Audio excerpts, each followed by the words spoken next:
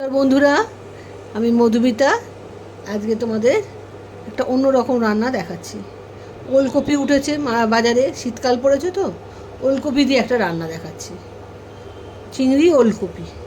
এই দেখো, ওলকপি আর আলুটাকে আমি সেদ্ধ করে নিয়েছি, কিন্তু জলটা ফেলিনি, জলটা রেখে দিয়েছি, এই তরকারিতে লাগবে।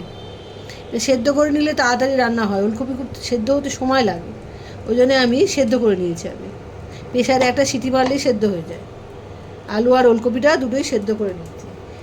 ইন্ডাকশানে কড়াই বসিয়ে দিয়েছি, এবারে আমি তেল দেব। তেলটা গরম হোক।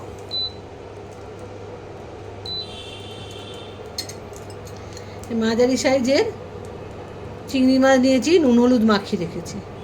এবার চিংড়ি মাছটা আমি অল্প করে ভেজে নেব। তেলটা গরম হোক। তেলটা গরম হয়ে গেছে, এবারে মাছটা আমি ভেজে নিচ্ছি।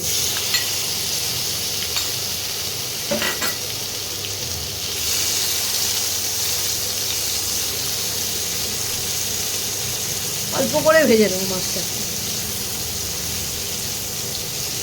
চিংড়ি মাছ তো বেশি ভাজা যায় না, বেশি ভাজলে শক্ত হয়ে যায়, ওই জন্য অল্প করে একটু ভেজে নিচ্ছি।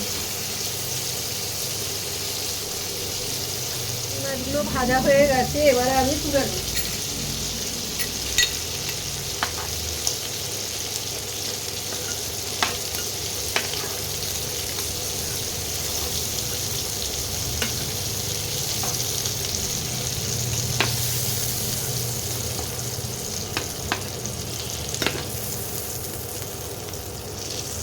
তাহলে এই তেলের মধ্যে তেলটা একটু তেল দিতে হবে, আর একটু তেল দিলাম। তেলটা একটু গরম হোক।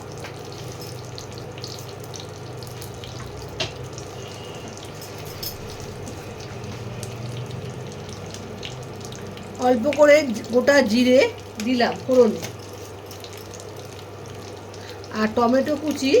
তেলটা জিরেটা ভালো করে ভাজা হয়ে যায়, একটা সুন্দর গন্ধ বেরোবে যখন, তখন এবারে একটা টমেটো কুচি করে রেখেছি, সেটা এবার দিয়ে দিচ্ছি।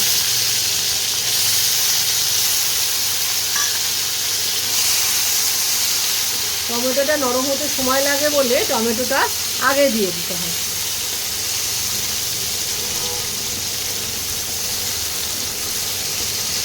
নরম হয়ে এসছে, এবারে আমি পেঁয়াজ আর রসুন, 8-10 কোয়া রসুন আর একটা বড় পেঁয়াজ পেস্ট করে নিয়েছি, এটা আমি দিয়ে দিলাম।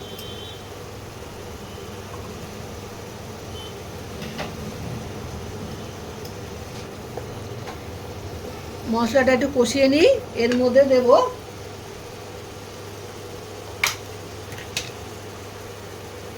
আদা আর জিরে বাটা 1 চামচ,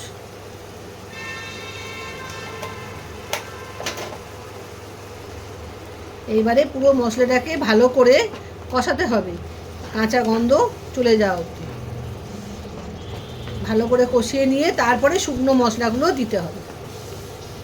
এগুলো ভালো করে কষাই, তারপরে শুকনো মশলাগুলো দিয়ে কাঁচা গন্ধটা চলে গেছে, এবার আমি শুকনো মশলাগুলো দিয়ে দেবো।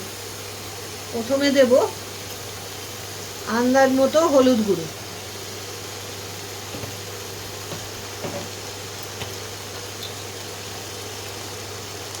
স্বাদ মতো নুন। যখন আমি ওলকপিটা সেদ্ধ করেছি তখন কিন্তু নুন টুন কিচ্ছু দিইনি, শুধু জল দিয়ে সেদ্ধ করে নিয়েছি, প্রেশারে একটা সিটি মেরে নিয়েছি তাড়াতাড়ি রান্নাটা হওয়ার জন্য। নুন আর হলুদ দিলাম। এবারে তোমরা যেরকম ঝাল খাবে সেই মতো লঙ্কার গুঁড়ো দেবে।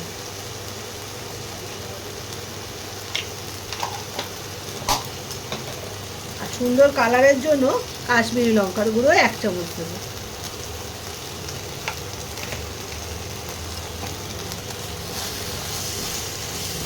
এইবারে সব মশলাগুলোকে ভালো করে কষাতে হবে, যতক্ষণ না মশলা তেল আলাদা হয়। তখন আর মশলা তেল আলাদা আলাদা বোঝা যাবে যে সাইড দিয়ে তেল ছাড়ছে মশলা থেকে, তখন মশলাগুলো এই ওলকপি সেদ্ধ আলু দিয়ে আবার কষাতে হবে। এখন আপাতত মশলা দিয়ে তেল বেরোয়নি, তাই আমি এখন এটাকে কষাবো। তো বন্ধুরা, মশলা থেকে তেল এবার ছাড়তে আরম্ভ করেছি। এইবারে আমি সেদ্ধ করা আলু আর ওলকপিগুলো দিয়ে দিচ্ছি।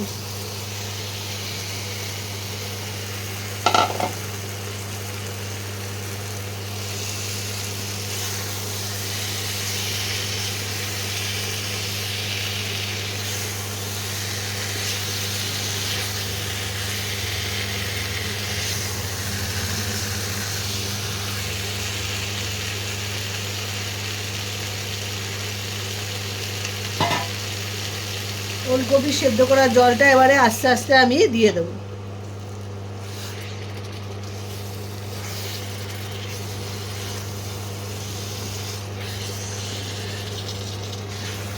এইভাবে আস্তে আস্তে মশলার সঙ্গে ওলকপিটা মিশিয়ে নিতে হবে।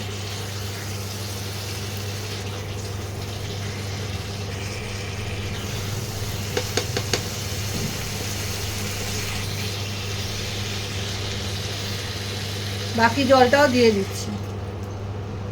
এবার যদি লাগে তাহলে জল দেবো, নাহলে জল দেবো না। মশলার সঙ্গে একটু তো সেদ্ধ হতে হবে, তাহলে মশলাগুলো ওলকপির মধ্যে আলুর মধ্যে ঢুকবে না। আর একটু সামান্য জল দিতে হবে।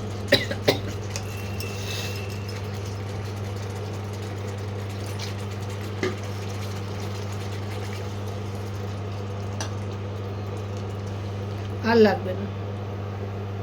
চিংড়ি মাছটা একটু বাদে দেবো। আলুটা একটু মশলার সঙ্গে হয়ে যাক, সেদ্ধ হয়ে যাক, মশলাগুলো ঢুকে যাক, তারপরে চিংড়ি মাছটা দেবো। চিংড়ি মাছ বেশি ফোটালে তো আবার শক্ত হয়ে যাবে, খেতে ভালো লাগবে না। ওই জন্য চিংড়ি মাছটা একটু এটা হয়ে গেছে মশলার সঙ্গে। এটা সেদ্ধ করা, বেশিক্ষণ লাগবে না। এবার চিংড়ি মাছগুলো দিয়ে দিচ্ছি। চিংড়ি মাছগুলো একটু সেদ্ধ হয়ে যাক, ব্যাস হয়ে গেল রান্না। খুব তাড়াতাড়ি রান্নাটা হয়। আর একটু ধনেপাতা দিয়ে দেবো।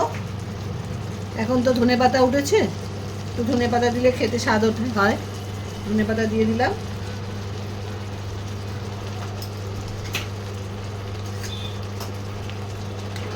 ভালো করে মিশিয়ে নিতে হবে।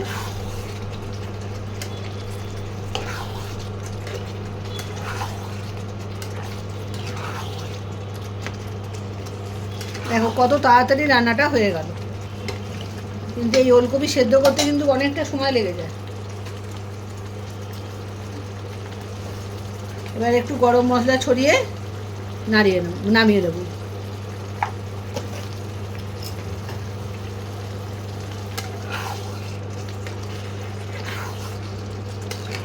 এরকম গায়ে মাখা মাখা হবে তরকারিটা। ওলকপি চিংড়ি মাছটা ঠিক এরকম গায়ে মাখা মাখা হয়।